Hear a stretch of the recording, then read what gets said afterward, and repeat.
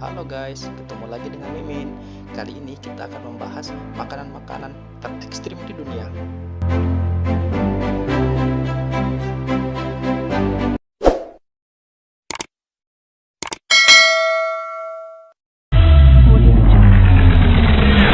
Kasumarsu biasanya diproduksi di akhir Juni, ketika susu domba lokal mulai berubah saat hewan memasuki masa reproduksi dan musim panas sedang berlangsung. Hal ini terjadi karena keju memiliki tekstur yang lebih lemah, sehingga lalat lebih mudah bekerja. Kemudian, setelah 3 bulan, kelezatannya siap disantap.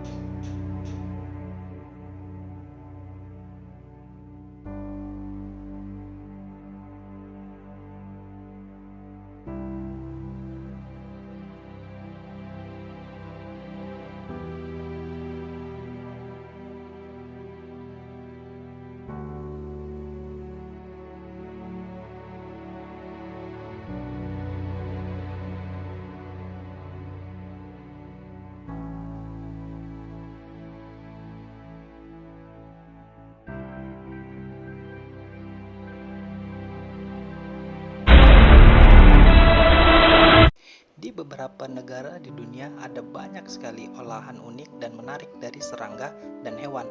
Di antaranya adalah olahan kalajengking yang sering dijual di street food di negara-negara seperti Thailand, Kamboja, ataupun Vietnam. Biasanya kalajengking digoreng atau ditusuk sate. Kalajengking yang disate sudah sering jadi kuliner wajib bagi para traveler. Kalajengking yang disajikan dengan cara disate banyak sekali dijajakan di jalanan kota Bangkok maupun di Vietnam. Ada juga yang menjualnya dengan cara digoreng tanpa ditusuk. Olahan yang ditemukan di pasar malam Vietnam selain kalajengking, di sini Anda juga bisa menemui laba-laba, belalang, jangkrik, dan ulat goreng.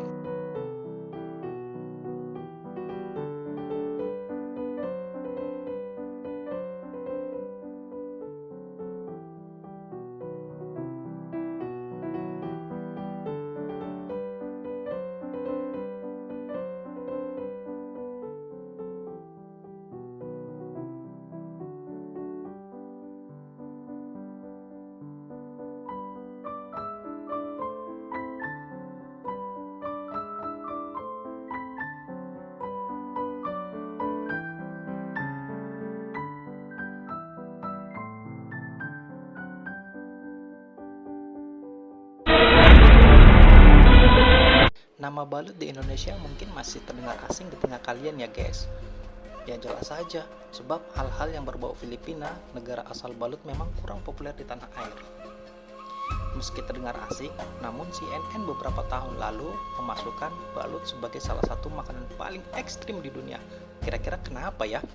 Jadi balut merupakan makanan khas Filipina berupa telur rebus yang berisi embrio bebek. Jadi sudah bisa dibayangkan, kamu mau makan embrio yang sudah berwujud bebek, ada kaki, ada kepala, bahkan ada bulunya. Dagang balut sangat mudah ditemukan di pinggir jalan ibu kota Manila. Penampakannya memang agak membuat bergidik, tapi balut justru menjadi makanan ringan di negara itu. Penasaran ingin mengenal balut lebih jauh? Orang Filipina biasanya menyantap balut pada malam hari, makanya balut sering dianggap sebagai jajanan pada malam hari yang sangat menyehatkan. Mengapa dianggap sehat?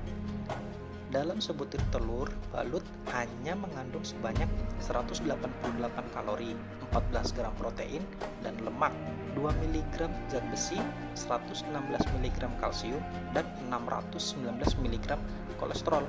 Selain kaya nutrisi protein, balut juga diklaim sebagai makanan afrodisiak, yaitu makanan yang mampu meningkatkan gairah seksual meski belum ada penelitian yang lebih lanjut mengenai hal ini.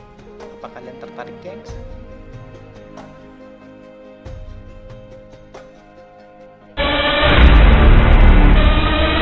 Tiechan atau dikenal dengan puding darah mentah merupakan makanan yang dinilai paling ekstrim di dunia dan dapat memicu kematian, namun justru ini jadi makanan favorit masyarakat Vietnam.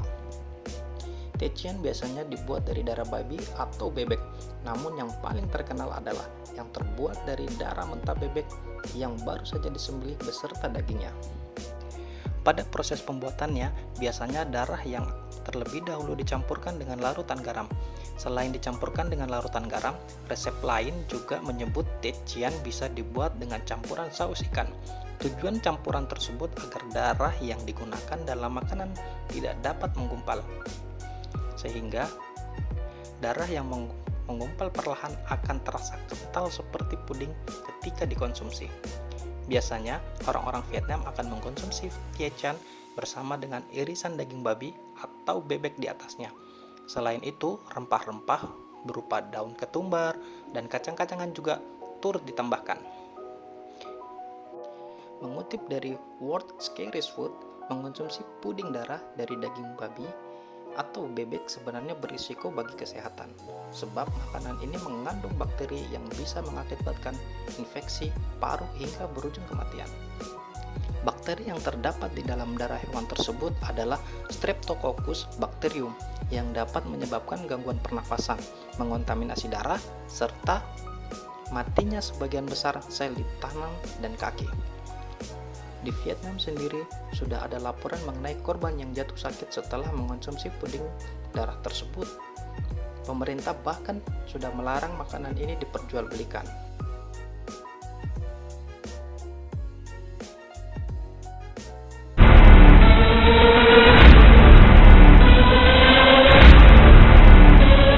Berikutnya, surströmming atau ikan herring asam memiliki bau busuk yang tajam dan menyengat.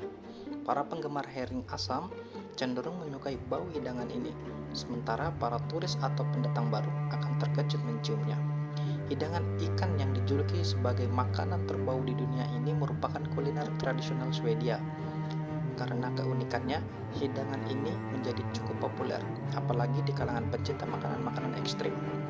Dilansir dari laman situs resmi pemerintah Swedia, orang-orang mengkonsumsi hidangan ini karena memang menikmati rasanya, bukan sebagai sebuah tantangan. Hidangan ini terbuat dari ikan herring Baltik kecil. Ikan tersebut ditangkap pada musim semi, diasinkan, lalu difarmasikan dalam waktu yang cukup lama. Akhir tahun, sekitar bulan Agustus atau September merupakan waktu tangkapan ikan herring dan waktu tepat untuk mengonsumsi hidangan ini. Fermentasi ikan herring berlangsung setidaknya selama 1 bulan, menyebabkan bagian atas dan bawah kaleng membengkak serta tekanan besar. Untuk membuka kaleng, ikan asam ini harus di bawah air agar tidak tumpah. Untuk menikmati surströmming, kamu perlu mencuci tangan terlebih dahulu saat disajikan.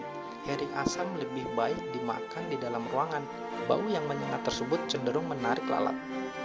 Menurut tradisi, sebagian besar produsen surströmming dapat ditemukan di sepanjang pantai utara Swedia. Uniknya, walaupun memiliki bau yang menyengat, ikan herring yang difermentasikan dengan baik memiliki rasa khas pedas dan gurih. Cara tradisional makanan hidangan ini adalah dengan menyajikan. Cara tradisional makanan hidangan ini adalah dengan menyajikannya isian sandwich, roti tipis atau kelama.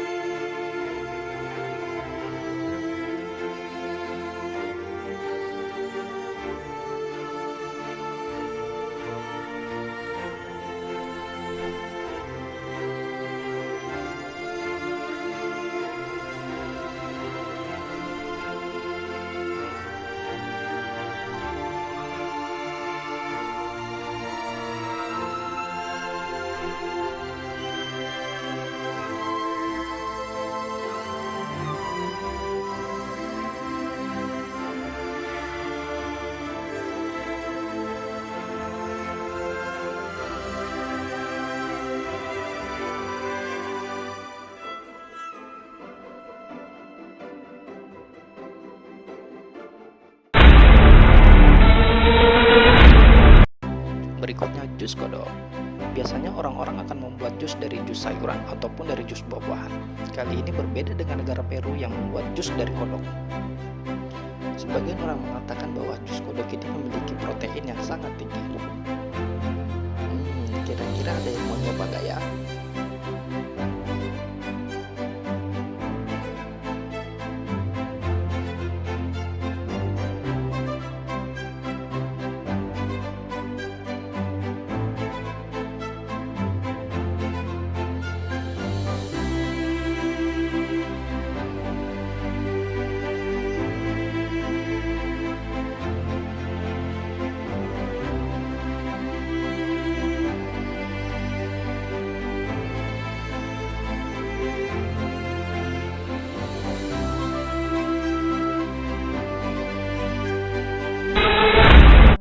Koki-koki di Jepang biasanya memasak bola mata ikan tuna yang berukuran sebesar bola tenis sebagai makanan pembuka atau cemilan di bar.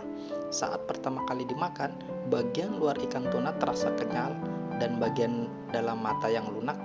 Jadi isinya bisa dengan mudah tersedot keluar seperti sumsum tulang.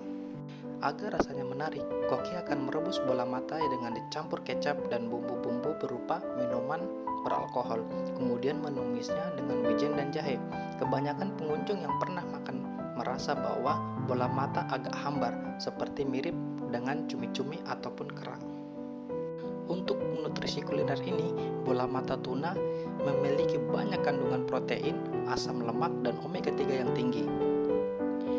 Tak cuma itu saja, kandungan vitamin B dalam bola mata tuna bisa meningkatkan metabolisme dan fungsi organ pemakannya.